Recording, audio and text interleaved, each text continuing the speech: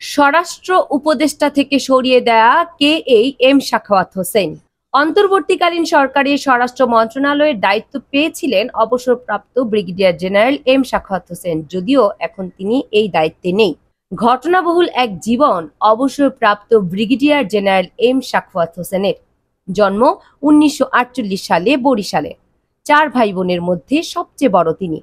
বাবা বেলায়েত হোসেন তৎকালীন পাকিস্তানের সরকারি চাকুরিজীবী হওয়ায় অনেক শহরেই থাকার সুযোগ হয়েছে তার। জন্মের কিছুদিন পর বাবার সঙ্গে ঢাকায় চলে আসেন। প্রথম স্কুল তেজগাঁও সরকারি প্রাথমিক বিদ্যালয়। এরপর বাবার বদলির সুবাদে 3য় শ্রেণীতে গিয়ে ভর্তি হন রংপুর জেলা স্কুলে। 2 বছর রংপুর থাকার পর 5ম শ্রেণীতে গিয়ে ভর্তি হন যশোর জেলা স্কুলে। এখানে পড়েন 7ম শ্রেণী পর্যন্ত।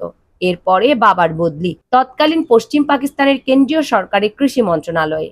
এরপর করাচি থেকে স্কুল কলেজ শেষ করে ভর্তি হন করাচি বিশ্ববিদ্যালয়ের আন্তর্জাতিক সম্পর্ক বিভাগে। বিশ্ববিদ্যালয়ে পড়ার সময়ে 1965 সালে পাকিস্তান সেনাবাহিনীতে যোগ দেন। 1966 সালে কমিশন লাভ করেন। 1971 সালে যুদ্ধের সময় শিয়ালকোটে ছিলেন সাখাওয়াত হোসেন।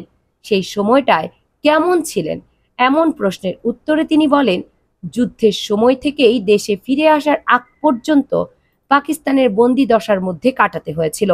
বাঙালি অফিসারদের পরিবারগুলোকে সেনানিবাসে না রেখে একটি ক্যাম্পে রাখা হয়েছিল।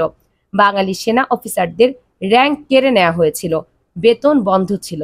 মাসোহারা হিসেবে মাত্র 200 টাকা দেয়া হতো। সে এক দুর্বিষহ সময়। 1973 সালের মাঝামাঝিতে যখন বাংলাদেশে ফিরে আসেন, তখন একটা সুটকেসে কিছু কাপড় ছাড়া আর কিছুই ছিল না। মাত্র যুদ্ধ শেষ হওয়া বাংলাদেশে তখন আইন শৃঙ্খলা পরিস্থিতি ও ভালো ছিল না। সেনাবাহিনীর পুনর্গঠন চলছিল। তখন বাংলাদেশ সেনাবাহিনীর মেজর পদে যোগ দেন কুমিল্লা সেনানিবাসে। কিছুদিন কুমিল্লায় থাকার পর 1974 সালের শুরুর দিকে আবার বদলি হন ঢাকা সেনানিবাসে। 1975 সালে সামরিক অভ্যুত্থান পাল্টা অভ্যুত্থানগুলো খুব কাছ থেকে দেখেছেন ব্রিগেডিয়ার সাখাওয়াত। তিনি বলেন, 15ই আগস্ট বঙ্গবন্ধু হত্যার পর সেনাবাহিনীর ভেতরে নেতৃত্বের একটা টানাপোড়েন চলছিল। এই সময়টিতে প্রায় 21টির মতো ছোট ছোট অভ্যুত্থান হয়েছিল। ব্রিগেডিয়ার এম সাখাওয়াত হোসেনের মধ্যে কখনোই ক্ষমতায় যাওয়ার কোনো মোহ কাজ করেনি। এ কারণে এসব অভ্যুত্থান থেকে তিনি নিজেকে দূরে রাখতে পেরেছিলেন। সব সময় চেইন অফ কমান্ড মেনে চলেছেন। তিনি কখনো সেনা আইনের বাইরে কোনো কাজ করেননি, বলছিলেন এম সাখাওয়াত হোসেন। চাকরি জীবনে কুমিল্লা, ঢাকা, সৈয়দপুর, খুলনা, যশোর, বান্দরবান ও ময়মনসিংহ সেনানিবাস দায়িত্ব পালন করেছেন। লেখাপড়া করেছেন staff college of Bangladesh, staff college of America এবং national defence college of Pakistan থেকে। তিনি পাকিস্তানের ন্যাশনাল ডিফেন্স এডিসি ইসলামাবাদ ইউনিভার্সিটির তত্ত্বাবধানে স্ট্র্যাটেজিক স্টাডিজে মাস্টার্স এবং 2011 সালে Bangladesh university of professionals Dhaka থেকে এমফিল ডিগ্রি লাভ করেন। 29 বছর সামরিক বাহিনীতে চাকরি করার পর 1994 সালে ব্রিগেডিয়ার জেনারেল পদ থেকে অবসর গ্রহণ করেন। এরপর কিছুদিন ব্যবসা করার চেষ্টা করেন।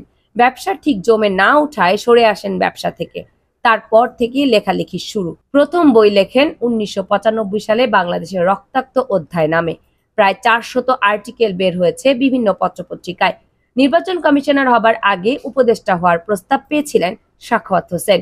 2006 সালে ইয়াজউদ্দিন সরকারের 4 উপদেষ্টা পদত্যাগ করলে তাকে এই প্রস্তাব দেয়া হয়, কিন্তু প্রস্তাবটি গ্রহণ করেননি তিনি। সাখাওয়াত হোসেন বলেন, সে সময় রাজনৈতিক অবস্থা বিবেচনা করে উপদেষ্টা হওয়ার প্রস্তাবটি ফিরিয়ে দেন, কারণ উপদেষ্টা হয়েও সেই পরিস্থিতিতে তিনি কোনো অবদান রাখতে পারতেন না। 111-এর পর সে সময়ে তত্ত্বাবধায়ক সরকারের প্রধান ফখরুদ্দিন আহমেদ একদিন তাকে ফোন করে নির্বাচন কমিশনার হওয়ার প্রস্তাব দেন। তিনি কিছুটা সময় নেন ভেবে দেখার জন্য। এরপর 2007 সালের 14ই ফেব্রুয়ারি নির্বাচন কমিশনার হিসেবে যোগ দেন নির্বাচন কমিশনে। তারা রাজনৈতিক দলগুলোর সঙ্গে সংলাপ শুরু করেন। তাদের কমিশনের সবচেয়ে বড় যে সাফল্য তা হচ্ছে ছবিসহ জাতীয় পরিচয়পত্র। 2007 সালের 14ই ফেব্রুয়ারি থেকে 2012 সালের 14ই ফেব্রুয়ারি পর্যন্ত 5 বছর তিনি বাংলাদেশ নির্বাচন কমিশনের কমিশনার হিসেবে দায়িত্ব পালন করেছেন। নির্বাচন কমিশন থেকে বিদায়ের পর বিভিন্ন নাগরিক ইস্যুতে সরব রয়েছেন এম সাখাওয়াত হোসেন। তিনি বাংলাদেশের সর্ববৃহৎ বাণিজ্যিক ব্যাংক সোনালী ব্যাংকের পরিচালনা পর্ষদের সদস্য হিসেবে দায়িত্ব পালন করেন 2 বছর। স্ত্রী, 2 ছেলে, 2 পুত্রবধূ নিয়ে তার পরিবার থাকেন মহাখালী DOHS-এ।